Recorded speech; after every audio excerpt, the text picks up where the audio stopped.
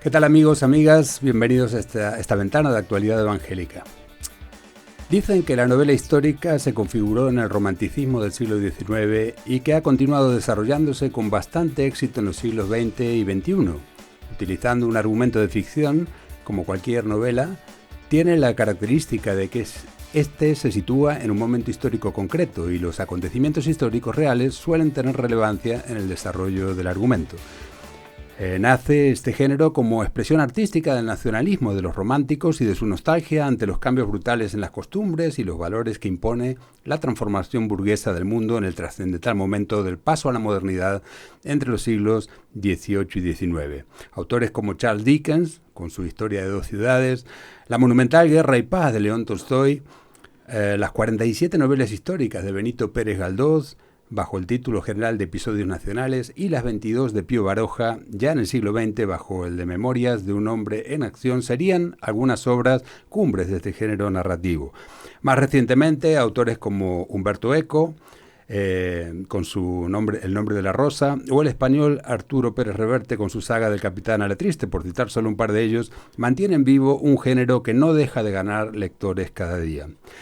Pero para Actualidad Evangélica hoy es un placer tener con nosotros a un autor de éxito en este género tan interesante, que además es un amigo, como es Mario Escobar Golderos. Hola Mario, encantado de tenerte con nosotros. Pues un placer estar contigo de nuevo. Creo que Mario es muy conocido entre nuestra audiencia, pero por si acaso recordar que Mario nació en Madrid en 1971, es licenciado en Historia, o doctorado en Historia ya, ¿no? Bueno, licenciado en Historia y luego no llegué al doctorado, pero es una cosa intermedia, ¿no? Que es experto luego en Historia Moderna. Muy bien.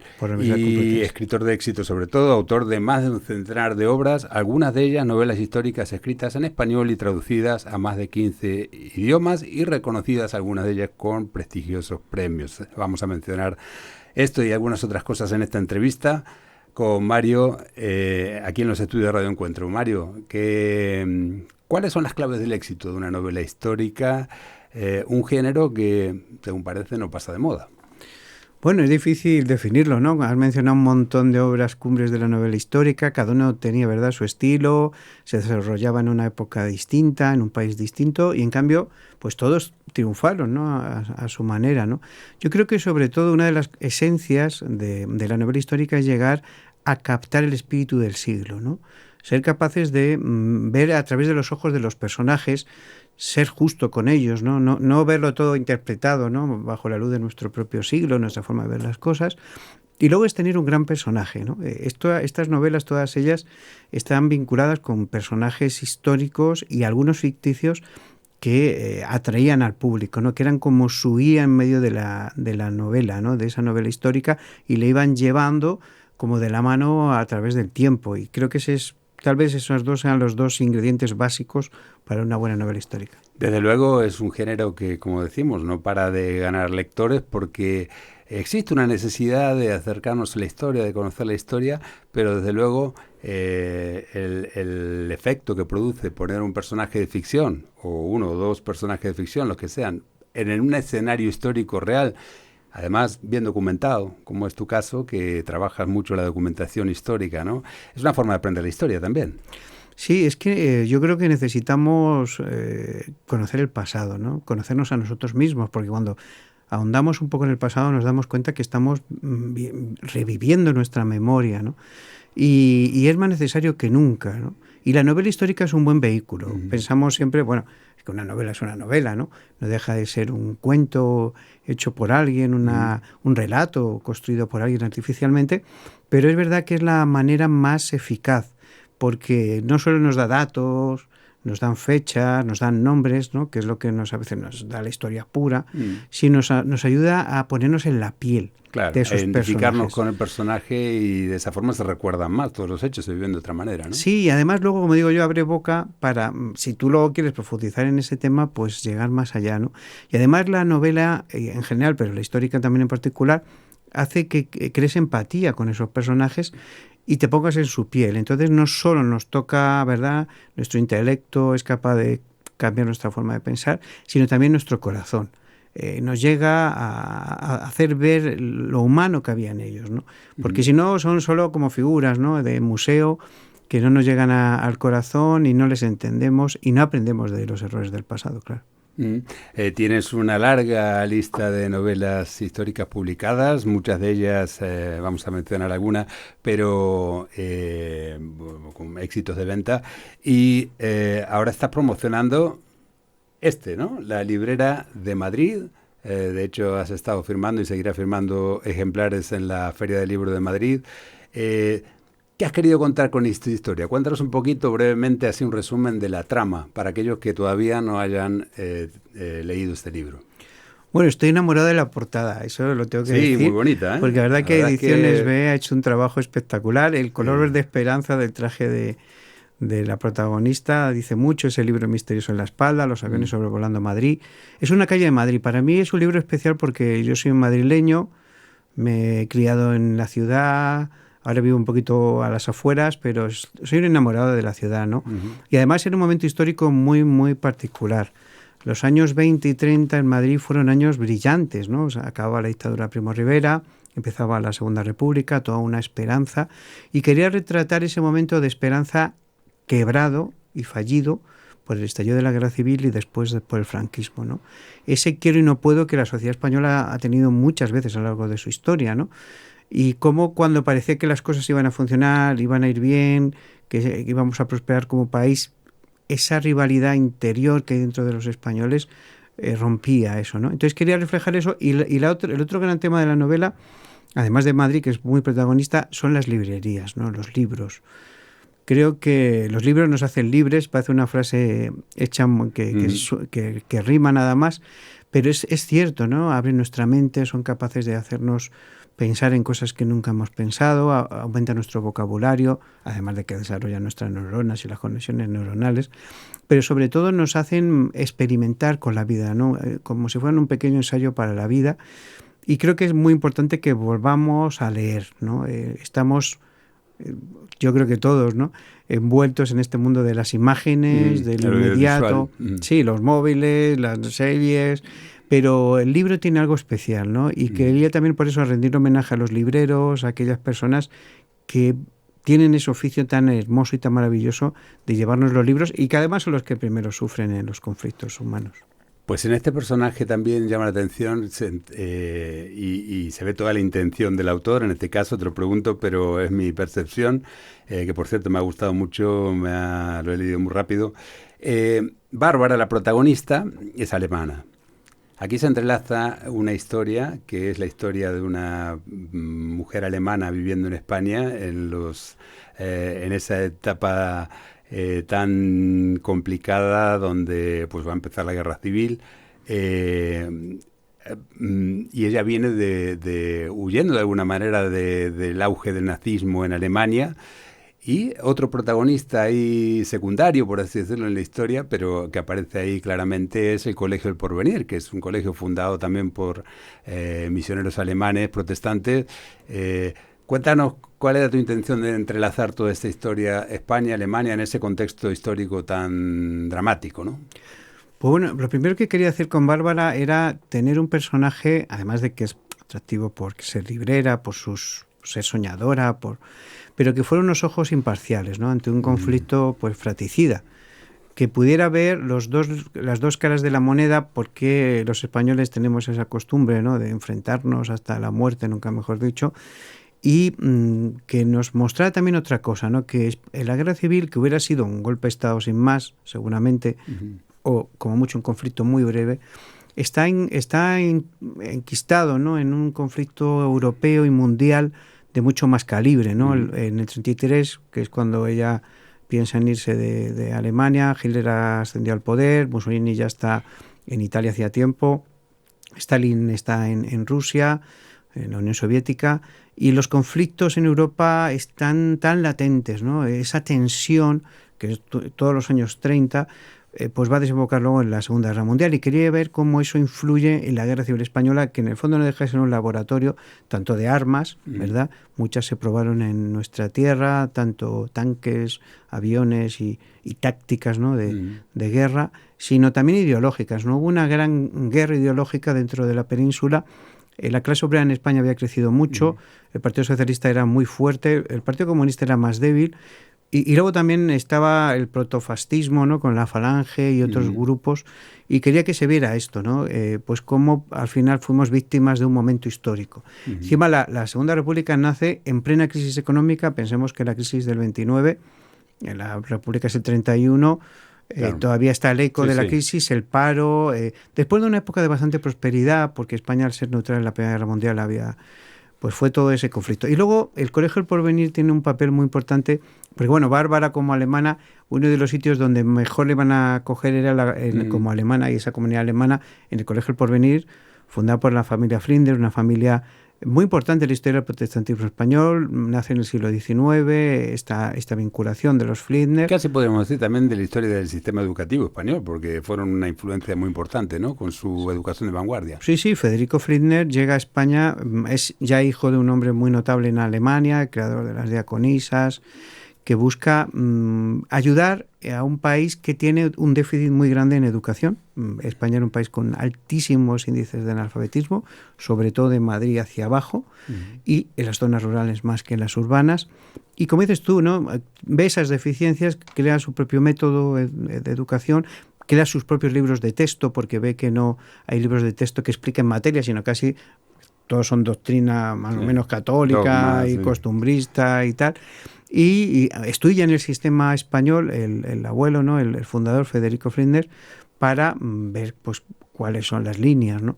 Y luego a partir de ahí empiezan a crear escuelas. Imagínate, en la época de la Segunda República se calcula que había 12 escuelas Flinders, y hubo gente como Indalecio Prieto, ¿no? Que fue luego un gran político muy influyente en la República, que se había creado en esas escuelas, ¿no? Y además eran escuelas dedicadas a niños y niñas, que esto es importante, niñas, que no tenían, que no tenían recursos ni para estudiar lo que diríamos hoy la básica, ni para estudiar el bachillerato, ¿no? Entonces le dio la oportunidad a muchos hijos de clase obrera, campesina y pequeña burguesía de acceder a la universidad, o por lo menos al bachillerato, y fueron un referente en ese sentido, no solo en la ciudad de Madrid con su Colegio El Porvenir, que es muy famoso, sino con otros colegios a lo largo y ancho de España. La guerra es un escenario de varias de tus novelas.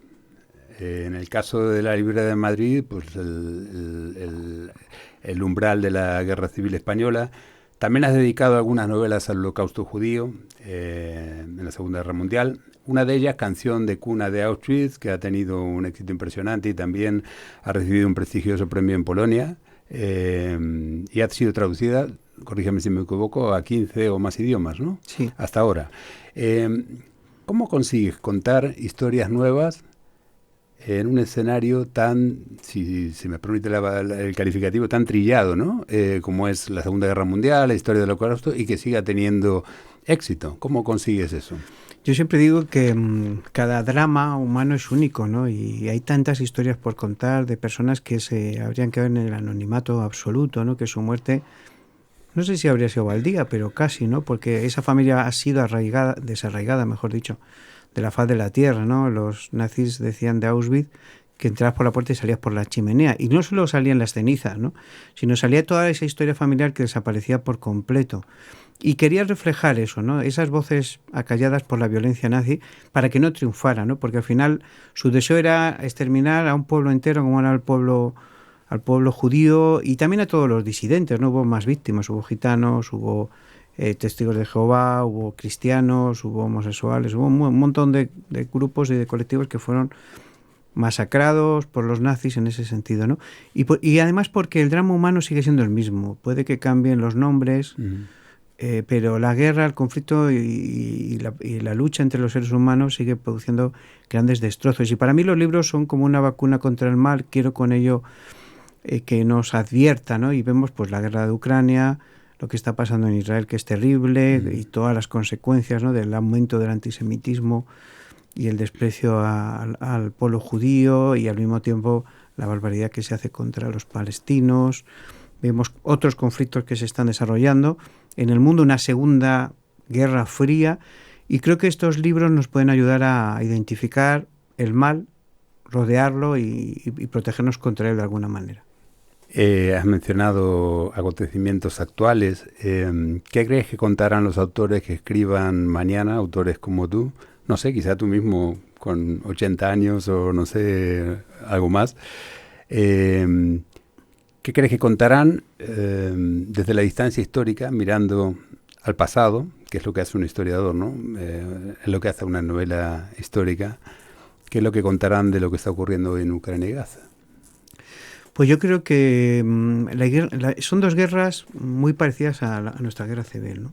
Creo que se darán cuenta de que son escenarios de una guerra fría y una guerra de culturas que va mucho más allá, ¿no? La guerra de Ucrania es el escenario de la guerra entre Rusia, y no solo Rusia, sino China y una serie de países que tienen una opinión y una forma de ver el mundo muy distinta a Occidente, que en algunos casos y en algunos puntos incluso podemos coincidir, ¿no? De mantener una serie de valores y principios que están desapareciendo en Occidente, pero a costa de la libertad del individuo, ¿no?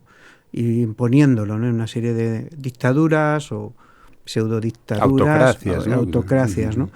Y esa lucha se está produciendo en ese escenario, que además es un escenario que ya lleva sufriendo muchísimas décadas, ¿no? No solo desde el final de la Unión Soviética, sino ya antes, ¿no? Invadido por los nazis, luego por los rusos de nuevo, y todo lo que ha pasado en ese territorio. Y la guerra de Palestina es una guerra enquistada también en la Guerra Fría del siglo pasado. Israel es un regalo, podemos decir, después de una persecución terrible que hubo hacia los judíos, pero también es una estrategia de Occidente, especialmente de Estados Unidos, de tener una democracia en medio de un mundo árabe que es muy poco propenso a la democracia y que ha sido un poco el garante de Occidente en Oriente Medio durante generaciones y siglos, ¿no? Y que ahora mismo Occidente le está dando la espalda por algunas atrocidades que se están haciendo naturalmente contra el pueblo palestino, pero también porque hay una política errante, ¿no? Occidente no sabe bien lo que quiere, ha dejado de ser un poco el dirigente del mundo, el mundo va a la deriva, no sabemos si otras potencias van a tomar ese papel, y no se da cuenta de que ese aliado es muy, muy importante para que haya estabilidad en Europa, ¿no? Oriente Próximo está a los pies de Europa, vimos el desastre que fue la guerra de Afganistán, el desastre que ha sido la guerra de Siria. Ahora, bueno, Yemen como está, y vemos que en vez de buscar aliados para frenar todo esto, pues a veces caemos pues en una forma de ver el mundo muy, muy ingenua, ¿no? Yo creo que Europa y los dirigentes europeos son muy ingenuos y están cometiendo un error, y la historia nos dirá si es así o no.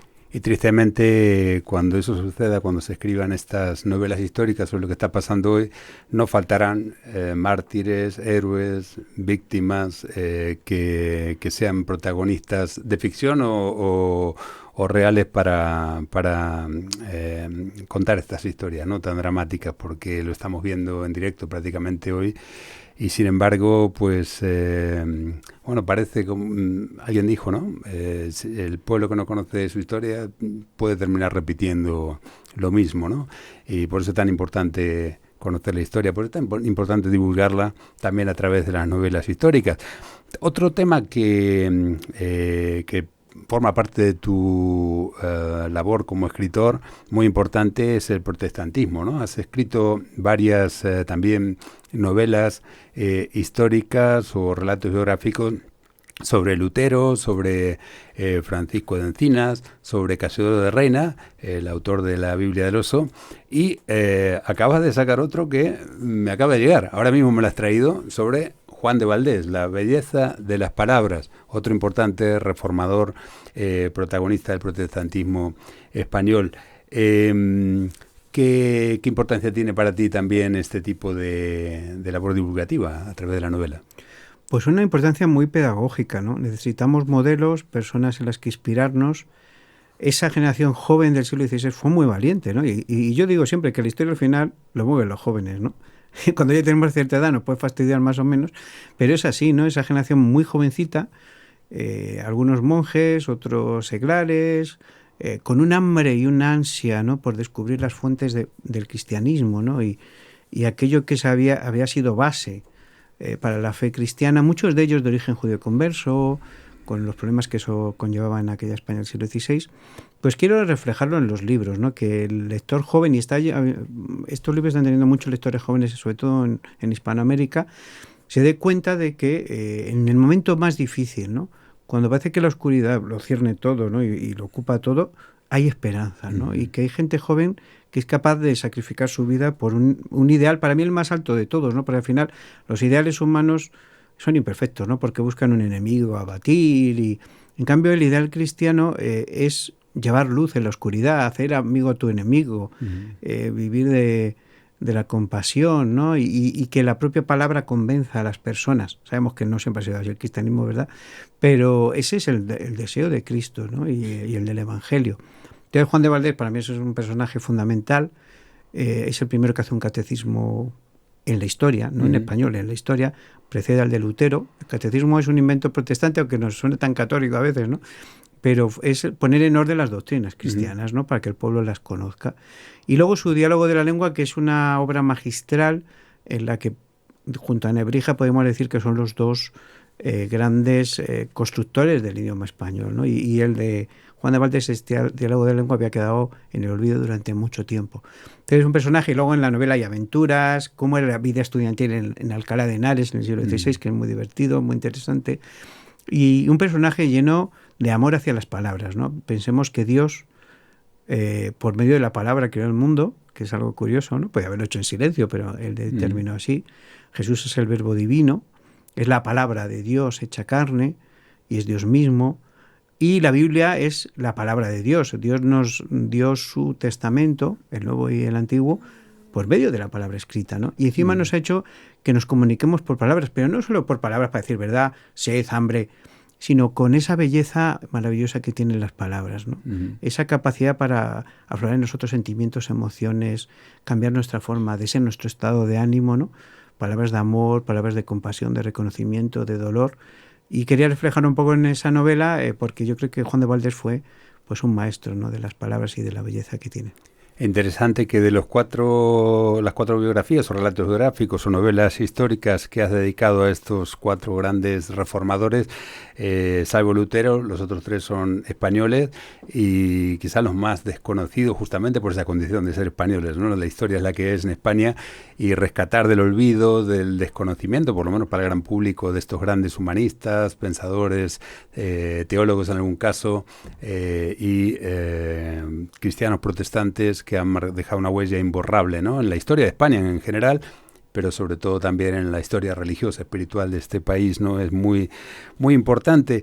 Tenemos que llegar al final, lamentablemente, se nos agota el tiempo, pero me estabas hablando antes de empezar la entrevista, pues que te quedan un montón de historias para contar, inagotables, tienes muchos proyectos, no sé si sobre el tema de las guerras, del Holocausto u otros temas, ¿qué tienes en mente, qué tienes entre manos ahora? Cuéntanos a nuestra audiencia para que vayan preparándose para estas futuras entregas.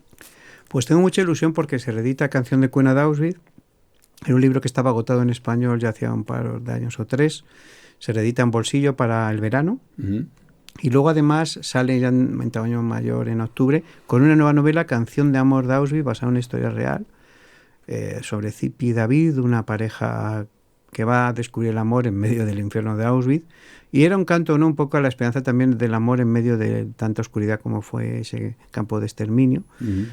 Y bueno, pues tengo muchas ganas de verlo ahí publicado. Y luego también una novela sobre Corrie ten Boom, que fue un personaje muy famoso cristiano, ¿no? Que también superviviente del Holocausto nazi en Holanda. Junto a su hermana y su padre, pues ayudaron a refugiar a judíos especialmente. Y es también un homenaje a esta mujer grande, ¿no? Y luego también, pues ya empezando, pues una novela sobre Bonhoeffer, ¿no? Que también fue un gran mártir del nazismo y un luchador infatigable, ¿no? Contra la intolerancia, y creía que la Iglesia tenía un papel relevante en la sociedad, no tanto desde la lucha armada, pero sí desde la resistencia a la intolerancia y la destrucción de otros seres humanos. La tolerancia, la fe, la valentía, pues la lucha por la supervivencia y tantos otros valores que nos cuentas en estas historias con personajes reales o de ficción, pero que representan a personas que realmente vivieron estas historias. Pues enhorabuena, muchas gracias por toda esta historia, por este trabajo, mucho éxito. Muchas gracias. Y queridos amigos, amigas, pues Mario Escobar va a estar todavía firmando ejemplares. Si queréis tener contacto directo con él, si queréis que os firme este ejemplar de la Librera de Madrid o algún otro que queráis que os firme o queréis conversar con él, pues todavía va a estar, vamos a poner luego la información al pie de esta entrevista para que la tengáis allí y podáis asistir a estos encuentros con él en persona si lo que deseáis. Y por supuesto, si queréis conocer historias reales, documentadas históricamente, pero pues también con el encanto de la literatura, la narración de ficción, pues hay un sinfín de obras que Mario os puede ofrecer y que podéis leer. Espero que esta entrevista haya servido para conocer un poquito más al autor, que no necesita presentaciones en muchos ámbitos, pero que es un placer tenerte hoy con nosotros, Mario. Gracias por estar con nosotros. Un gran placer. Un saludo, hasta la próxima, amigos.